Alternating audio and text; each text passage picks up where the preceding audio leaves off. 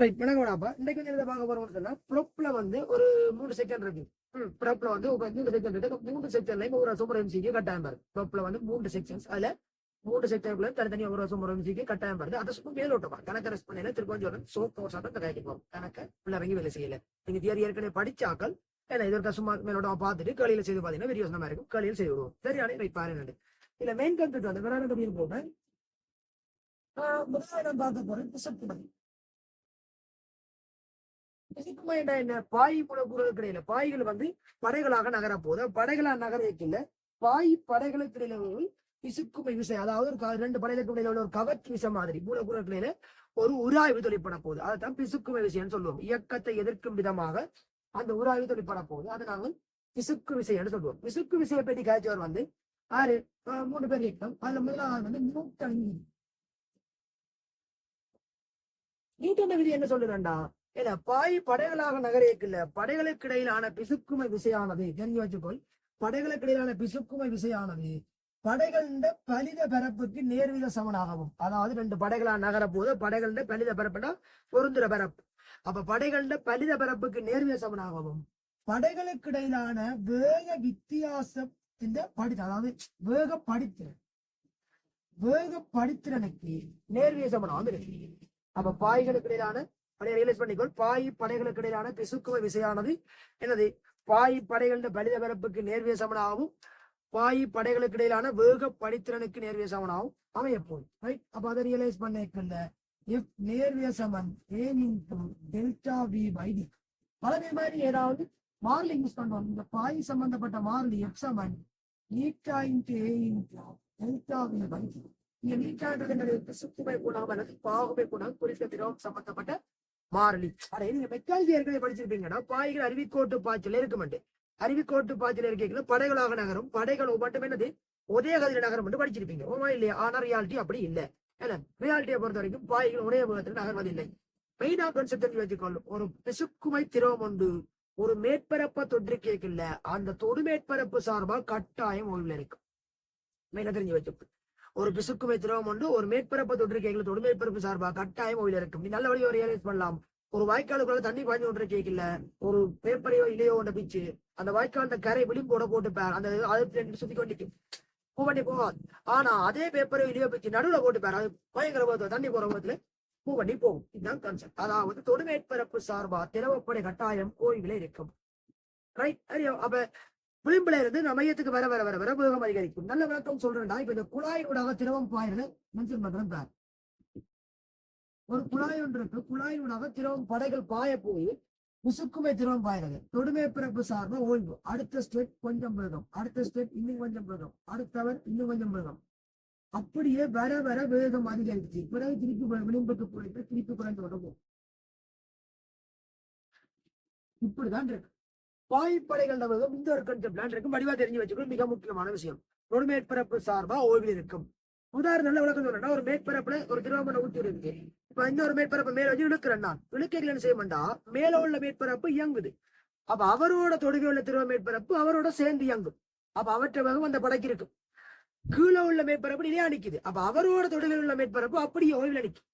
எனவே கீழே உள்ள படைக்கும் மேல உள்ள படைக்கும் இடையில வேகப்படுத்தி கொண்டு வருதோ இல்லையோ அந்த விளக்கம் தான் நிலம். ஒரு மேற்பரப்பு வந்து ஒரு பாய் வந்து ஊட்டப்பட்டிருக்கு. அந்த பாய் பண்ணிக்கு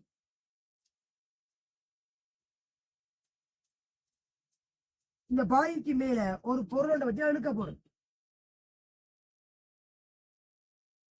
இவரை வி என்ற மாறாவது எழுதுறதுக்கு நான் விஷம் கொடுக்கணும். அந்த விஷயம் எவ்வளவு இருக்குன்னு கேட்டீங்கன்னா இவரை தொட்டுக்கொண்டிருக்கிற பாய்ப்படை அதிகம் இவர் தொட்டுக்கொண்டிருக்க பாய்ப்படை அவரோட சேர்ந்து நீபத்துல போவோம். தரைய தொட்டுக்கொண்டிருக்க பாய்ப்படை பூச்சிகள் இருக்கும். அப்ப 2க்கு முடியான தடுப்பு டி என்று வச்ச வேண்டாம். இந்த கன்செப்டின் படி நீ அந்த விஷம் கொடுக்க வேண்டியவர். என் தடை விசை பாய் படைகளுக்கு இடையான வேக வித்தியாசம் காரணமா தடை விசை தொழிற்படும் அந்த விசை இதுக்கு சமனான விசை நீ மாறாவதுல கொண்டு போற அதுக்கு சமனான விசையை நீ கொடுக்க வேண்டி வரும். புரியுதுதான்? இது ஒரு பேசிக்கான கன்செப்ட் ரியலைஸ் பண்ணி வச்சுக்கொள்ளுங்க. நியூட்டன் விதி பாய் படைகளுக்கு இடையான பாகுமை உராய்வு. இதுவே அப்படியே பிசுக்குமை வட்டி இவர் கழிச்சவர் யாரு? குவசேகி சூத்திரம். பிசுக்குமை விசை பற்றி குவசேன்னு சொல்றேன்னு சொன்னா இதே மாதிரி நெருக்கட்டகவற்ற பிசுக்குமை உள்ள பாய் வந்து அருவிக்கோட்டு பாய்ச்சல் இருக்கேக்குள்ள கனவளவு பாய்ச்சல் வீதம் இதுக்குள்ளாக பாய்மம் பாயுது. அப்ப கியூ கனவளவு பாய்ச்சல் வீதம் எங்க கவுற்றோட படிச்சிருப்போம் ஏவி பெருக்கம் அவர் தாங்க கனவளவு பாய்ச்சல் வீதம் அப்படியே தெரிஞ்சு வச்சுக்கோங்க. பாயப்படைகள் இந்த பாயக்குள்ள இந்த குழாயின் குறுக்குவட்டின் ஆரையின் 4ஆம் வலுவுக்கு நேர்வீத சமனாகவும் ரைட். அதே மாதிரி அமுக்கப்படுத்துதல் குழாயின் முனைகளுக்கு இடையான அமுக்க வித்தியாசம் சம்திங் அமுக்கப்படுத்திறனுக்கு நேர்வீத சமனாகவும் அப்படியே ரியலைஸ் பண்ணுங்க மிக முக்கியம். ரைட். திரவத்தின் பிசுக்குமை குணகத்துக்கு நேர்மாறு விகித சமனாகவும் பாய் படைகள் பாய் வந்து அருவிக்கோட்டு பாய்ச்சல் நெருக்கத்தகவற்ற பிசுக்குமை இல்ல பாய் அருவிக்கோட்டு பாய்ச்சல் இருக்கு. பிசுக்குமை உள்ள பாய அங்க பிசுக்குமை அற்ற பாய் போர்டிங் தத்துவம் படிச்சிருப்பீங்க. ரெண்டையும் குழப்பிடக்கூடாது. ரைட். நெருக்கத்தகவற்ற பிசுக்குமை உள்ள பாய் அருவிக்கோட்டு பாய்ச்சல் உண்ட போது அருவியின் எல்லா புள்ளிகளிலும் அதாவது அருவி வழியே கனவு பாய்ச்சல் வீதமானது அந்த குழாயின் குறுக்குவெட்டு ஆறின் 4ஆம் அளவுக்கு நேர்விய சமனாகவும் அமுக்கப்படுத்தினனுக்கு நேர்விய சமனாகவும் பிசுக்குமை திரவத்தின் பிசுக்குமை குணத்துக்கு நேர்மாறு விகித சமனாகவும் அமையும். அப்ப என்ன விளக்கம்? Q7 நேர்விய சமனா மாத்திரத்துக்கு மாறி இங்க பையாருண்ட 4ஆம் அளவுக்கு 8 மீட்டா இன்டு டெல்டா பி பை 3. அவனவனாப்பா கணியங்களை இனங்காண்க உறுப்புகளை இனங்காண்கன்னா கேள்விக்க வந்தா அப்ப இது ஒரு தனிக்கணியம் அமுக்கப்படுத்தின ஒரு அமுக்க வித்தியாசம் நீளம் என்று சொல்றது இல்ல. இது அமுக்கப்படுத்தின ஒரு தனிக்கணியம். சரிதானே? எம்சிக்கு ஒரு வருஷம் கட்டாயம் கூட சொன்ன ஏற்கனவே சொன்ன மாதிரி இந்த தியரிக்குள்ள வரும். கட்டாயம் பாருங்க அப்ப தெரிஞ்சு வச்சுக்கொள்ளுங்க. பையார் 4ஆம் அடுக்கு by 8 meter into delta P by L. Right. இந்த வலிகவனம் மிக முக்கியமானது Q கனவுளவு பாய்ச்சல் வீதம் ஏவி பெருக்கம். சரியா? ஏவி பெருக்கம்ன்றது நம்ம ஏற்கனவே ரைட்டோட படித்த விஷயங்கள். அதை நீங்க ரியலைஸ் பண்ணிக்கொள்ள வரும். சரிதானே? ரைட். சிம்பிள் விளக்கம். அடுத்தது 3வது யார் கதைச்சல் விளக்கம் என்றா ஸ்டோக் கிப்ளிங்.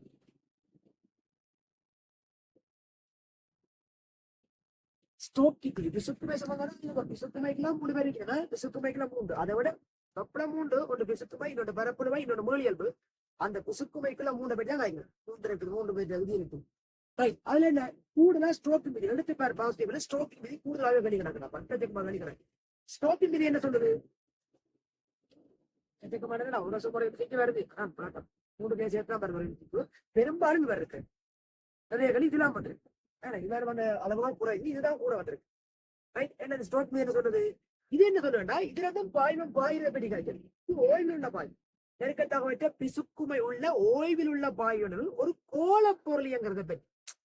ஒரு கோலப்பொருள் சுமூத்தா இயங்கல குழப்பங்கள் எதுவும் இல்லாம சுமூத்தா இயங்கல அந்த கோலப்பொருளை இயக்கத்தை எதிர்க்கும் விதமா கட்டாயம் பிசுக்குமை உராய்வு தொழிற்படும். அந்த பிசுக்குமை உராய்வு எக்ஸாமன் 6 பை நீட்டா ஆர்பி. கோலப்பொருளோ கோலத்தின் ஆரை இது கோலத்தின் நகரல் கதி. கோலத்தின் ஆரை நகரல் கதி 6 பை நீட்டா ஆர்பி. என்னது? பிசுக்குமை உள்ள திரவம் ஒன்று திரவத்துக்குள்ள ஒரு கோல பொருள் ஒன்று இயங்கிக்குள்ள அவர்ல தாக்குற பிசுக்குமை உராய்வு சம்பந்தமாக ஆச்சவர் தான் இவர் யாரு? ஸ்டோக் விதி. புலங்க விஷயம் என்னண்டு அப்ப அதையும் நீங்க ரியலைஸ் பண்ணிக்கொள்ள வேணும். சரியா? மிக கட்டாயமான விஷயம் மட்டும் தெளிவுபடுத்திக் கொள்ளும். கூடுதல வாரங்கள் இதுல என்ன கூடுதல வாரங்கள் என்ன இந்த முடிவு வேகம் பண்ணணும். யோசிப்பா ஒரு பாய்மத்துக்குள்ள இவர் இயங்குற ஒரு பாய்மத்துக்குள்ள சுயாதீனமா விழுதா சுயாதீனமா விழுதா கீழே நிறை தாக்கும் எம்ஜி அந்த பாய்மத்தினால கட்டாயம் மேலெழுப்பு தாக்கும் ஜூ. இவர் கீழே விளைவற்ற வேகம் அதிகரிக்கும். ஆர்முக காரணம் இதோட பேர் சென்றா ஆர்முக காரணமா வேகம் அதிகரிக்கும். அதிகரிக்கையில் என்ன நடக்க போகுது? பிசுக்குமை விசை உருவாக போகுது 6 பை நீட்டா ஆர்பி.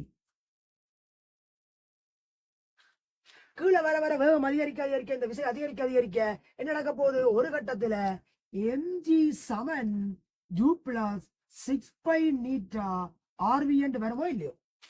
இந்த சிச்சுவேஷன்ல விளை விசை 0 மாறா வேகத்துல அண்ணன் இயங்குவேர். அந்த வேகத்துக்கு பேர் தான் முடிவு வேகம். விளங்க விஷயம் என்று வடிவா ரியலைஸ் பண்ணிக்கொள்ளுங்க. இந்த விளக்கங்கள் வரு கவனம். கூடுதலா ஸ்டோக்கின் விதி இந்த முடிவு வேகம் சம்பந்தமான தியரி தான் கேள்வி வாரது கூடுதலா எம்சிக்குல. நம்ம முடிவு வச்சு இதுல இருந்து முடிவு கோவை எடுப்பா எம்ஜிக்கு பதிலா வீரோஜி விடிஜி அடுத்த டிஎன் எடுத்துட்டா விடிஜி என்று போடுவோம். மேல் வெப்புக்கு பதிலா வீரோஜி திரவத்தில் எடுத்து ரோன் எடுத்தோம்டா வீரோஜி என்று போடுவோம்.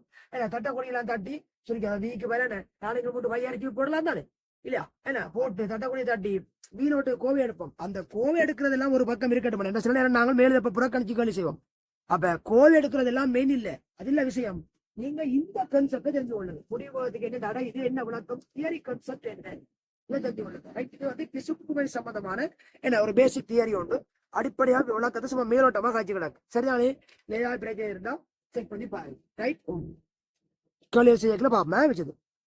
ரைட், அடுத்து வந்து மீடியல். இதே அடுத்த பரப்புலை கணியெல்லாம் பார்க்கணும். மீடியல் பார்ப்போம். மீடியல் தெரியுமா? நான் ஏற்கனவே மெக்கானிக்கல் படிச்சு F7K ஊக்கின் விதி அதான் சமரணம் இல்ல, ஊக்கின் விதி தான். அதுல இந்த கேன்றது நீ வில்மானி இல்ல விஷயமானி படிச்சீங்களோ, அந்த வில்மானி இல்ல விஷயமானியா என்னன்னு பார்க்க போறோம். அவ்வளவுதான். இதுல 3 கணியங்கள் தெரிஞ்சு கொள்ள வேணும். ஒன்று வந்து தகைப்பு. தகைப்பு வேற தம்பி அழகு வரப்பிற்கு செங்குத்தாக தாக்கும் விசை. அமுக்கம் மாதிரி அமுக்கம் தான். பஸ்கால் தான் அழகு. அழகு பஸ்கால் நியூட்டன் மீட்டர் -2. அழகு வரப்பிற்கு செங்குத்தாக தாக்கும் விசை எப்போ நியூட்டன் மீட்டர் -2 அல்லது பஸ்கால் சொல்றோம். Right, okay. ரெண்டாவது வந்து விகாரம். விகாரம் என்ன? அதான் நீங்க சொன்னி என்ன ஊக்கின் விதி. என்னது விஷயம் குறுக்க நிறுத்தி அடையும் வேண்டும். விஷயம் குறுக்க நிறுத்தி அடையும் வேண்டும். நிறுத்தி அடையக்குள்ள நான் என்ன செய்ய போறோம்? அந்த விஷயம் கொஞ்சம் நிறுத்தி அடைய நீள அதிகரிப்பு பின்னம். அதே மாதிரி விஷயம் கொடுத்து நெருக்கலும் செய்யலாம் இல்ல. அப்ப நெருக்கலும் அதான் நீள மாற்ற விகிதம். நீள மாற்ற விகிதம், அதாவது டெல்டா எல்லின் கீழ் எல் நோட். எங்கட பாஷையில சொல்றேன்டா எப்படி? E/L note.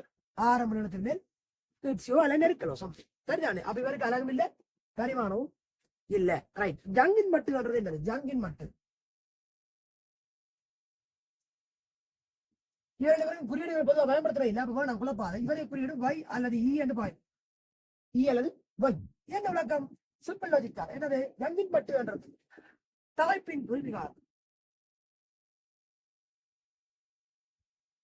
வலிகவனமடா அவன் பிரதிட்டு எடுத்தியண்டா FL/AE என்று வரும். Y சமன் FL/AE. அப்ப இவருக்கு ஏற்கனவே விகாரத்துக்கு அழகு இல்லை. அப்ப தகைப்பின் அழகு அப்படியே வரும். அல்ல மீட்டர் -2. இந்த வலிகவனம் மிக முக்கியம் தம்பி. ஜங்கின் மட்டுன்றது ஒரு பதார்த்தத்துக்கு அடர்த்தி மாதிரி, which means அந்த பதார்த்தத்துக்கு அந்த வெப்பநிலையில அது மாறலி. நிறைய பேர் தலைப்பு அதிகரிச்சா அல்ல விகாரம் அதிகரிச்சா விஷயம் கூட கொடுத்தா ஜங்கின் மட்டும் மாறுபடி யோசிக்கிறது. No no no no. ஜங்கின் மட்டுன்றது ஒரு மெட்டீரியலுக்கு மாறலி, குறித்த வெப்பநிலைக்கு மாறலி. ரைட், இந்த வெப்பநிலை தட்டிலுக்கு இது மாறலி. விளக்கம் என்று ரைட், அதாவது அடர்த்தி மாதிரி ஞாபகம் வச்சுக்கோள். ஒரு குறித்த திரவியத்துக்கு சம்திங் ஒரு மாறா பெறுமதி. ஜங்கின் பட்டு ஒரு மாறா பெறுமதி. அது தகைப்புடைய விகாரத்தில தங்கியிருக்கிறது இல்ல. தகைப்பு அதிகரிச்சா அதுக்கு நம்ம விகாரம் தான் அதிகரிக்குமே தவிர ஒரு காலமும் ஜங்கின் மட்டும் மாறாது. வெப்பல்ல மாறாம இருக்கிற வரைக்கும். ரைட், கடை. இப்ப சுவாரஸ்யம் என்ன? ஊக்கின் விதிய போடு. Y சமன் FL/AE. ஊக்கின் விதியை உள்ள கொண்டு எப்படி வர போகுது? போடு. X சமன் YA/L0 per X சமன் KE. இதுதான் K.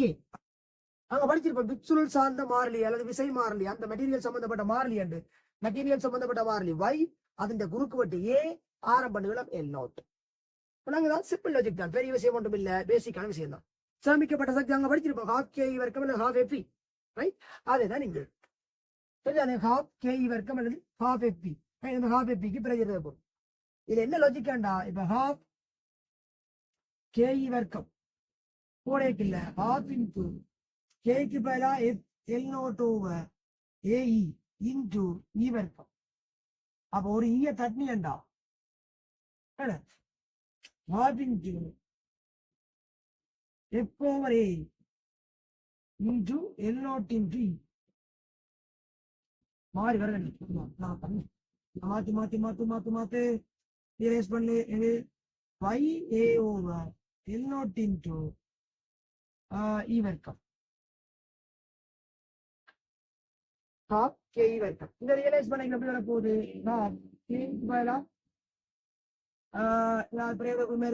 செக் பண்ணுவோமே. சரி, இது மாறி இப்படி எடுத்த மாட்டான். ½ FE எடுத்தமெல்லாம் வேண்டாம். அப்ப ½ FE எடுத்த வேண்டாம். இப்ப நாங்கள் இது வந்து சேமிக்கப்பட்ட மொத்த சக்தியாது. அழகு கனவுக்கு சேமிக்கப்பட்ட சக்தியா கனவுல வர கிட்டு விடுவோம்.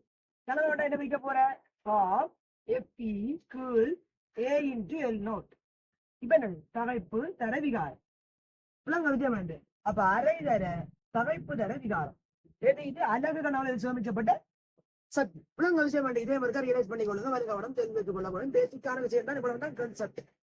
ரைட், இவர் வரைபட்டுக்கிற கணக்கு நமக்கு டைம் இல்லை. அடுத்த வகுப்பு அந்த பரப்புகள் பாக்கிக்கலாம் இவருக்க பார்த்து விடுவோம். சரிதானே, தொடர்ந்து சந்திப்போம்.